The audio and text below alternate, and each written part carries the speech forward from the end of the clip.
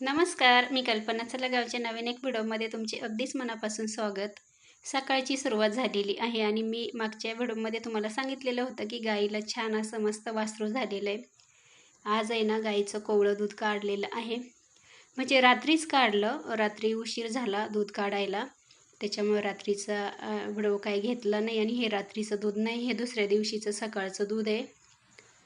आता इथे बघू शकता तवलीमध्ये आहे ना तेवढी भरलेली होती, पण मी तेवढं पण नाही जास्त शिजवणार, कारण का ते जास्त होईल आणि मुलं पण जास्त खाती नाही. त्याच्यातला मी अर्धाच शिजवणार आहे. त्याच्यामध्ये मी ना गूळ घातला, कारण का गूळ घातल्यामुळे ना चव पण छान लागते. साखरही घालू शकता तुम्ही, पण मला आहे ना साखरेचा पदार्थ खायचा नाही, त्याच्यामुळं मी गूळच घालणार आहे. आता काय करायचं, दूध ठेवल्यानंतर आहे ना लगेचच आपल्याला साखर किंवा गूळ घालायचं, म्हणजे लगेच ते शिजायला सुरुवात होते. नाहीतर उशिरा जर घातला ना त्याच्या आहे ना अशा गाठी बनतात दुधाच्या, आणि त्या गाठींमध्ये ना गोडवा येत नाही. त्याच्यामुळे आहे ना थोडंसं आहे ना आपण पातीला ठेवलं ना दुधाचं, लगेच त्याच्यामध्ये गूळ किंवा साखर घालायची आणि सतत आपल्याला हलवायचं मंद गॅसवर. आता इथे शिजलेलं आहे बघू शकता. चला मस्त छान असं दूध खाऊन घेते आता. आता घराच्या समोर आहे ना भरपूर दिवसापासून आहे ना माझी तुळस राहिलेलीच होती. आता घर बांधून तर वर्ष होऊन गेलं आणि वर्षापासून आहे ना तुळस बांधायचीच होती, पण आहे ना मिस्त्रीच येत नव्हते. भरपूर लोकांना फोन करून बघितले पण ते येतच नव्हते. गावाला पण आता कसे भरपूर असे बेघरं आलेले आहे, त्याच्यामुळे ना सगळ्याच ठिकाणी लोकांची कामं चालू आहे, त्याच्यामुळे ते मिस्त्री तिकडंच जायचे. शेवटी एक मुलगा भेटला आम्हाला, तो थोडासा नातलगच होता आमचा. त्याला फोन केला, शेवटी तो आला. त्याच्यानंतर आहे ना इथे मी तुळस बांधून घेतली आहे ही बघा. आणि घराच्या समोर पण आहे ना ही लादी टाकली आहे, पार्किंग लादी टाकली आहे.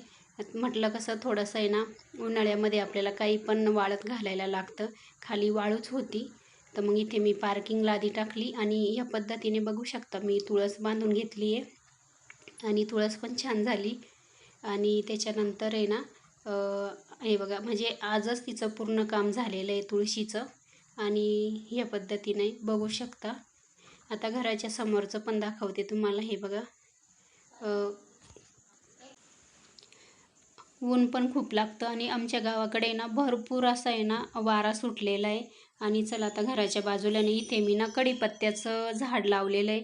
आता याला बाजूने ना टोकर लावून घेतले आणि गोण्यांचा मी ना असं त्याला आहे ना गोण्या फाडून लावून दिलेले आहे, कारण काय ना छोटे मुलं पण आहे आणि मोठे पण आहे ना, त्याच्यामुळे ते ना पाला असे लगेच काढून घेतात, कारण का तो ना खूपच कोवळा आहे त्याच्यामुळे. आणि त्याच्यानंतर इथेच आहे ना बाजूला आहे ना हे बघा छान असं आहे ना चिकूचे 2-3 झाडं लावलेले, पण चिकू पण यायला सुरुवात झालेली त्याला. पण मग काय करतात, छोटे मुलांना जर दिसलं ना अशा काही वस्तू, आता त्यांना कसं सांगून पण समजत नाही आणि ते लगेच तोडून घेतात. खायला तर ते चांगले लागतेच नाही, अजून खूपच कोवळे हे बघा. आणि छान आता त्याला छोटे छोटे पण चिकू लागले. त्याच्यानंतर आहे ना आता भरपूर अशा भुईमुगाच्या शेंगा झालेल्या होत्या, सगळ्या विकून टाकल्या आणि खाण्यासाठी थोड्याशाच मी घरी ठेवले. आणि आई आलेली माझ्याकडे परत, माझी तब्येत बरी नव्हती, त्याच्यामुळे मी अजून बरेचसे कामं करत नाही घरामध्ये अजून. आई वडील आलेले, मग आईनेच माझ्या शेंगा वगैरे पण छान अशा वाळवून दिल्या टेरेसवरती 2-3 दिवस. आणि त्याच्यानंतर मग आता हे शेंगदाणे ना आईने मला सोलून दिले, शेंगा वाळलेले आहे. आईचं काम असंच असतं, काही ना काही करतच असते माझी आई. आणि मी ना ओल्या शेंगा खात होते थोडाफार आहे ना, भुईमुगाचे जे झाडं आहे ना ते ठेवलेले होते, ते भुईमुगाचे झाडं उपटून आणले मी, ते शेंगा खात बसलेली. आणि इथे माझ्या पुतण्याने ना शंभोला बाहेर काढले, कारण काय ना त्याला असं मधून बाहेरच काढायला लागतं. आता तो आहे ना असा बाहेर काढल्यानंतर आहे ना इथे मातीमध्ये ना तो असा लोळेल बघू शकता आता तुम्ही पुढे. आणि त्याला आज ना शर्यतीला पण जायचं, शर्यतीसाठी तो जात असतो. हे बघा, त्याला याच्यासाठी बाहेर काढायला लागतं हे बघा, कारण का त्याला असं लोळायलाच लागतं, त्याला 2-3 दिवसांनी असं बाहेर काढायला लागतं. आणि याच्यामध्येच मी भुईमुग केलेला होता, सगळा भुईमुग काढून झालेला आहे, सगळ्या शेंगा पण विकलेल्या आहे आम्ही. आणि त्याच्यानंतर आता याच्यामध्ये ना टॅमॅटो लावायचं आहे. आता तुमच्याकडे पण जर लिंबाचं झाड असेल ना, तर त्याला लिंब येत नसतील तर हे बघा काय करायचं, सगळं पहिल्यांदा आहे ना आळं करून घ्यायचं, म्हणजे गवत वगैरे असेल तर काढून घ्यायचं. आता मी इथे राहते म्हणून थोडीशी देखभाल चालू आहे त्याची. आईनेच तिथलं आहे ना आळं व्यवस्थित असं निंदून घेतलं बुडाजवळचं, आणि त्याच्यानंतर आहे ना हे बघा त्याला लिंब लागलेले आहे आता एक अर्धे मी तुम्हाला पहिलेच बोलले की आमच्याकडे ना खूप मुलं आहे आणि त्यांना असं नवीन काही दिसलं ना लगेच ते तोडूनच घेतात. हे बघा छान असं निंदून घ्यायचं आणि त्याला शेणखत टाकायचं आहे मला. आणि त्याच्यानंतर त्याला आहे ना इथे बघू शकता, आता तुम्हाला दाखवते मी जवळून, लिंबू पण आलेलं आहे त्याला. आणि एक लिंबू ना पिकलेलंच होतं, आणि एक इथे बघा. आता गावाला खूप म्हणजे खूप हवा आहे ना, त्याच्यामुळे आहे ना सगळे त्याचे फुलं आहे ना पडून जातात. त्याच्यामुळे अजिबात त्याला फुल राहत नाही, त्याच्यामुळे त्याला लिंब येऊ नाही राहिले.